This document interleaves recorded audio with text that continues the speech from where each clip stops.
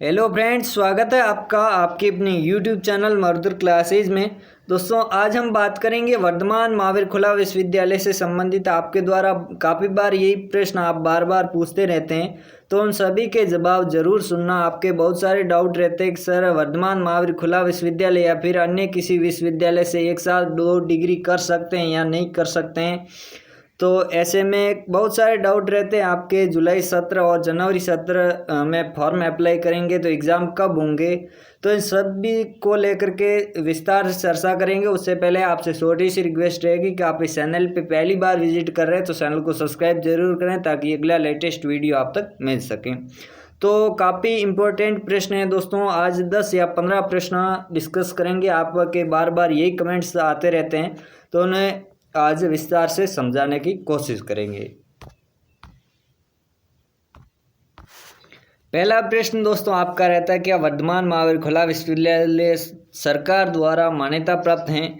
तो जी हाँ दोस्तों, ये सरकार द्वारा मान्यता प्राप्त है। अधिनियम 1987 के अंतर्गत ये यूजीसी, डीईबी और एनसीटी से मान्यता प्राप्त हैं तथा एआईयू का भी सदस्य है।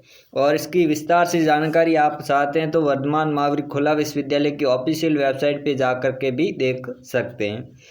विश्वविद्यालय में विद्यार्थी एक साथ कितने पाठ्यक्रमों में प्रवेश ले सकता है? ये बार बार प्रश्न आप पूछते रहते हैं, काफ़ी बार ये प्रश्न मुझे कमेंट बॉक्स में भी मिला है। तो ऐसे में दोस्तों आप एक साथ 2 प्रोग्राम कर सकते हैं। 21/4/2015 को यूजीसी ने निर्देश दिए थे और उसी के आधार पे एक साथ 2 डिग्री आप कर सकते हैं, लेकिन एक अलग अलग विश्वविद्यालय होना चाहिए। उसी के साथ में आप एक रेगुलर और एक प्राइवेट डिग्री कर सकते हैं। तो इस प्रकार से आप एक साथ 2 डिग्री कर सकते हैं। चाहे आप बीएसटीसी रेगुलर कर रहे हैं तो फिर आप बीए भी कर सकते हैं साथ साथ में। तो इस प्रकार से विद्यार्थी को ये परामर्श दी जाती है कि एक सत्र में केवल एक ही पाठ्यक्रम में अध्ययनरत रहे। इन्होंने तो यही कहा है कि एक ही पाठ्यक्रम में अध्ययनरत रहे, क्योंकि परीक्षा में टकराव हो सकता है। बीएसटीसी और बीए की साथ साथ में एग्ज़ाम हो जाएगी तो फिर आपकी परीक्षा में टकराव हो सकता है। लेकिन इन्होंने फिर से परामर्श दिया कि परामर्श के विपरीत एक से अधिक पाठ्यक्रमों में अध्ययनरत रहने पर परीक्षा समय सारणी में प्रश्न पत्रों की परीक्षा तिथि एवं समय में टकराव होता है। ऐसी स्थिति में विद्यार्थी द्वारा छोड़े गए प्रश्न पत्र को आगामी परीक्षा में निःशुल्क परीक्षा देने की अनुमति दी जाएगी। ऐसे विद्यार्थियों को प्रत्यक्ष परीक्षा फॉर्म ऑफलाइन भरना पड़ेगा, ऑनलाइन मोड नहीं होगा उसके बाद में। ठीक है, अगला प्रश्न है दोस्तों, वीएमओयू में प्रवेश लेने के लिए क्या ट्रांसफ़र सर्टिफिकेट जिसे टीसी कहा जाता है और माइग्रेशन सर्टिफिकेट की आवश्यकता होती है? तो दोस्तों बिल्कुल नहीं होती है। यहाँ पर लेटरल एंट्री के अलावा अन्य किसी प्रकार की माइग्रेशन सर्टिफिकेट की आवश्यकता नहीं रहती। आपकी सिर्फ मार्कशीट यहाँ पे ज़रूरी है।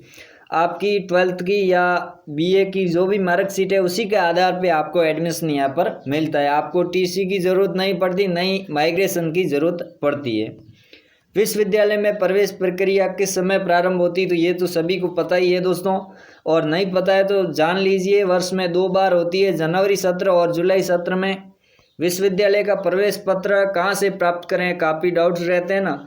तो प्रवेश पत्र वेबसाइट पे आपको आना है, फॉर्म पर क्लिक करना है और जिसे डाउनलोड किया जा सकता है, अथवा प्रवेश हेतु आप ऑनलाइन मोड से भी भर सकते हैं। प्रवेश पत्र की फीस विश्वविद्यालय में कैसे जमा होती है? तो ये होती ई मित्र के द्वारा भी होती है दोस्तों। तो आप इंटरनेट के net banking, debit card, credit card, mobile banking, e Mitra, ये सुविधा यहाँ पे मिलती है। तो इसी के द्वारा आप फॉर्म अप्लाई कर सकते हैं और फीस भी भर सकते हैं। क्या विश्वविद्यालय में सत्रीय आंतरिक गृह कार्य का भी प्रावधान है, या यदि हाँ तो जमा करवाने की अंतिम तिथि है क्या है? तो दोस्तों जी हाँ, यहाँ पे आपको आंतरिक गृह कार्य तो जमा करवाने ही होते हैं, असाइनमेंट कहते हैं जिसे। तो फाइलें, जो प्रोजेक्ट फाइलें 10वीं या 12वीं में आप बनाते हैं उसी के तरह ये भी बनाई जाती हैं, तो प्रोजेक्ट कहा जाता है इसे। ठीक है ना। और इनकी जो जुलाई सत्र है तो उनकी 15 मई लास्ट डेट रखी जाएगी। यहाँ पे जून में होने वाली परीक्षा के लिए सम्मिलित हो रहे हैं तो फिर आपको 15 मई से पहले जमा करवाने होते हैं, लेकिन इस बार लॉकडाउन की वजह से ये डेट आगे बढ़ाई गई है। फिलहाल 31 जुलाई इसकी लास्ट डेट है असाइनमेंट जमा करवाने की। और 15 नवंबर तक वे विद्यार्थी जमा करवा सकते हैं जो दिसंबर में एग्ज़ाम देना चाहते हैं, जो जनवरी सत्र में एडमिशन लिया है। सत्रीय आंतरिक गृह कार्य कहाँ से प्राप्त करने हैं, तो वह स्टूडेंट वन व्यू में जाकर लॉगिन करें। आपके स्कॉलर नंबर डालने के बाद में आपको सत्रीय गृह कार्य डाउनलोड कर सकते हैं और किताबें भी डाउनलोड कर सकते हैं। किताबें डाउनलोड करने के लिए फ़िलहाल कोई समस्या आ रही है तो समस्या का भी समाधान ज़रूर करेंगे दोस्तों। विश्वविद्यालय में परीक्षा कब आयोजित होती, तो ये भी आपको पता ही है दोस्तों, 2 बार आयोजित होती है, जून और दिसंबर में। जो जुलाई सत्र में एडमिशन लेता है तो उनकी जून सत्र में होती है, और जो जनवरी सत्र में एडमिशन लेता है उनकी दिसंबर सत्र में परीक्षाएं होती है। तो ये भी ध्यान रखें। बीएससी के संबंध में विशिष्ट नियम और विवरण का भी आप विश्वविद्यालय की वेबसाइट पर देख सकते हैं। क्या अगले वर्ष में प्रवेश लेने के लिए परीक्षा में बैठना अथवा पास होना आवश्यक है? ये आपके बहुत सारे प्रश्न यही आते हैं कि सर अभी तक परीक्षा नहीं हुई तो हम फॉर्म कैसे अप्लाई करें। तो यहाँ पे वर्धमान महावीर खुला विश्वविद्यालय की वेबसाइट पे ये निर्देश स्पष्ट रूप से लिखा है। क्या अगले वर्ष में प्रवेश लेने के लिए परीक्षा में बैठना अथवा पास होना आवश्यक, तो यहाँ पे लिखा हुआ है दोस्तों, विश्वविद्यालय के नियमानुसार किसी भी विद्यार्थी को प्रमोट होने के लिए उसी कार्यक्रम के अगले वर्ष में प्रवेश लेने के लिए पास होना अथवा परीक्षा में बैठना अनिवार्य नहीं है।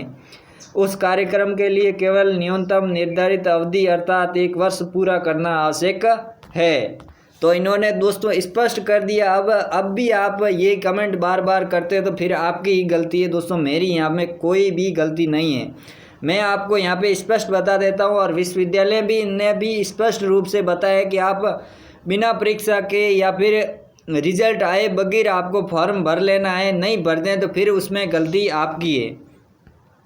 तो यहाँ पे आप देख सकते हैं, कार्यक्रम के लिए न्यूनतम 1 वर्ष की अवधि पूर्ण होने के बाद में आप फॉर्म अप्लाई कर सकते हैं। प्रमोटरी फॉर्म विश्वविद्यालय की वेबसाइट पर आपको जाकर के उपलब्ध है, अथवा प्रवेश हेतु यहाँ पे वन व्यू एडमिशन दिए गए ऑनलाइन एडमिशन के माध्यम से ऑनलाइन परमिशन एडमिशन आवेदन भी कर सकते हैं। तो यहाँ पे आपको स्पष्ट रूप से दिखाई दे रहा है। काफ़ी लोगों के यही कमेंट्स आ रहे थे, बार बार यही प्रश्न आ रहे थे। तो यहाँ पे आप देख लीजिए एक बार फिर से, विश्वविद्यालय के निम्नानुसार किसी भी विद्यार्थी को प्रमोट होने के लिए उसी कार्यक्रम में अगले वर्ष में प्रवेश लेने के लिए पास होना अथवा परीक्षा में बैठना अनिवार्य नहीं है। आप फॉर्म अप्लाई कर सकते हैं। अब आपने परीक्षा नहीं दी है, आपका रिजल्ट नहीं आया है, तो भी आपको फॉर्म अप्लाई करना, आप सेकेंड ईयर के या फिर फाइनल के स्टूडेंट है तो। पाठ्यक्रम की पाठ्य सामग्री कैसे प्राप्त होती है, तो ये स्टूडेंट वन व्यू में भी जाकर देख सकते हैं, और स्पीड पोस्ट के माध्यम से आपको अध्ययन सामग्री उपलब्ध करवाई जाती है। क्या पाठ्यक्रम सामग्री के अतिरिक्त विश्वविद्यालय कुछ पाठ्यक्रम या सहायता उपलब्ध करवाता है, तो ये भी आप देख सकते हैं। क्या विश्वविद्यालय द्वारा किसी भी प्रकार की परामर्श की व्यवस्था है, तो हाँ, विश्वविद्यालय के क्षेत्रीय केंद्र भी मॉडल स्टडी सेंटर के रूप में कार्यरत है। तो क्षेत्रीय केंद्रों अथवा अध्ययन केंद्रों पर समय समय परामर्श या सत्र होते हैं, जिनकी सूचना वेबसाइट पर दी जाती है। परीक्षा के परिणाम और अंक तालिका की विश्वविद्यालय में क्या व्यवस्था है, तो वो आपको स्पीड पोस्ट के माध्यम से भी भेज देते हैं, और स्पीड पोस्ट के माध्यम से नहीं पहुंचती तो फिर आपको रीजनल वर्धमान महावीर खुला विश्वविद्यालय खुद सेंटर पे जाना पड़ेगा। प्रैक्टिकल विषय की कक्षाएं कहाँ आयोजित होती है, बहुत सारे ये भी प्रश्न आपके आते रहते हैं। तो सारे प्रैक्टिकल विषयों की कक्षाएं संपर्क शिविर विश्वविद्यालय द्वारा निर्धारित स्थानों पर आयोजित होते हैं, जिनकी जानकारी समय समय पर विश्वविद्यालय की वेबसाइट पर दी जाती है, पर यहाँ पे उपलब्ध करवाई जाती है, जिसके लिए विश्वविद्यालय की वेबसाइट का लिंक भी आपको प्रोवाइड किया जाता है। सामान्यतः प्रैक्टिकल विषय के अनिवार्य प्रायोगिक संपर्क शिविर विश्वविद्यालय के सभी क्षेत्रीय मुख्यालयों पर किए जाते हैं, परंतु विश्वविद्यालय किसी क्षेत्रीय केंद्र मुख्यालय पर प्रायोगिक संपर्क शिविर नहीं करा रहा, या किसी अन्य क्षेत्रीय केंद्र के मुख्यालय या अन्य निर्धारित स्थान पर प्रायोगिक संपर्क शिविर करवाने का अधिकार विश्वविद्यालय के अपने सुरक्षित रखता है। तो जो भी निर्धारित स्थान है वहाँ पे आपके प्रैक्टिकल होते हैं। क्या एमए, एमएससी या बीए, बीएससी में अंकों के आधार पर प्रवेश मिलता है, तो यहाँ पे कोई अंकों के आधार पर नहीं मिलता है, ठीक है ना।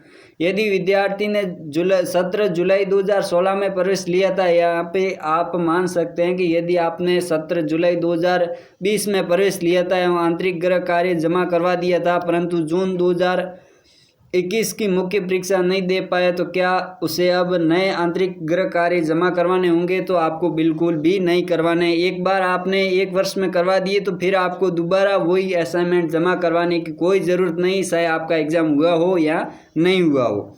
यदि विद्यार्थी ने 16 की जगह आप 20 मान सकते हैं, जुलाई 2020 में स्नातकोत्तर में प्रवेश लिया है, तो पहली बार सैद्धांतिक परीक्षा कब दे सकता है? तो वो दोस्तों जून 2021 में दे सकता है।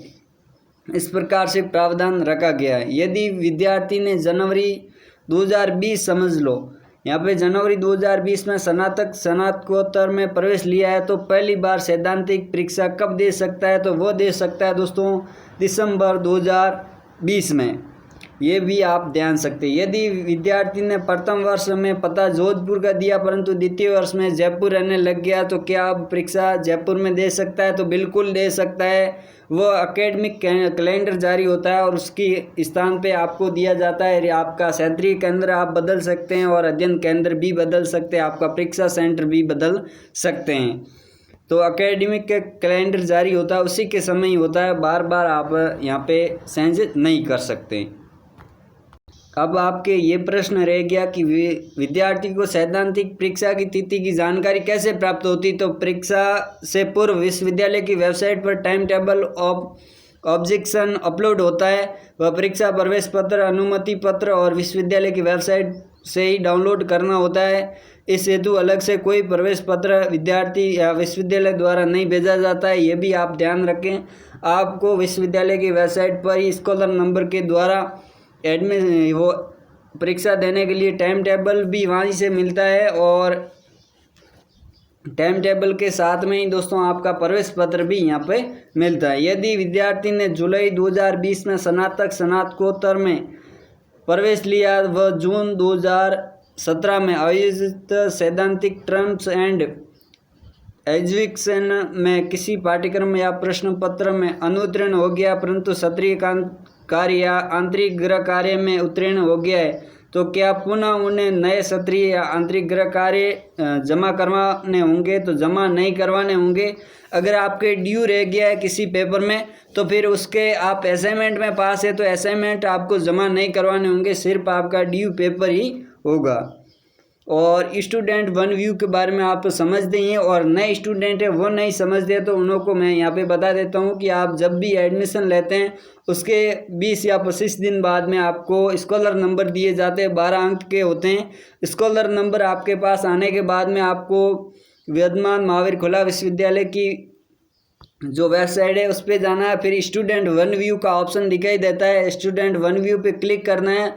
उसके बाद में आपके स्कॉलर नंबर 12 अंक की वो डालने पड़ते हैं, उसके बाद में जन्म डेट डालनी है और उसके बाद में आपका जो भी एडमिशन का फॉर्म है वो खुल जाएगा, आपका फ़ोटो आएगा, आपकी सारी डिटेल्स वहाँ पे आएगी जो आपने फॉर्म भरा है और उसके नीचे आपका जो सत्र बताएगा कि किस सत्र में आपने एडमिशन लिया है और उसके नीचे आपके जो किताबें डाउनलोड करने का भी ऑप्शन दिया जाएगा और असाइनमेंट जो होंगे उन्हें का भी वहाँ पे ऑप्शन दिया जाएगा, तो वहाँ से आप असाइनमेंट भी डाउनलोड कर सकते हैं और वहाँ से आप पुराने प्रश्न पत्र भी डाउनलोड कर सकते हैं, असाइनमेंट भी वहाँ से डाउनलोड कर सकते हैं और ऑनलाइन किताबें भी वहीं से आप डाउनलोड कर सकते हैं। तो इस प्रकार से स्टूडेंट वन व्यू की महत्वपूर्ण भूमिका रहती हैं।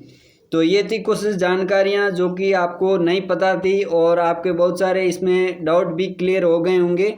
तो आशा करता हूँ ये जानकारी आपको पसंद ज़रूर आई होगी। अगर पसंद आई तो चैनल को सब्सक्राइब करके बेल आइकन ज़रूर दबा दीजिए ताकि अगला लेटेस्ट वीडियो आप तक मिल सके। थैंक यू, धन्यवाद, जय हिंद, जय भारत।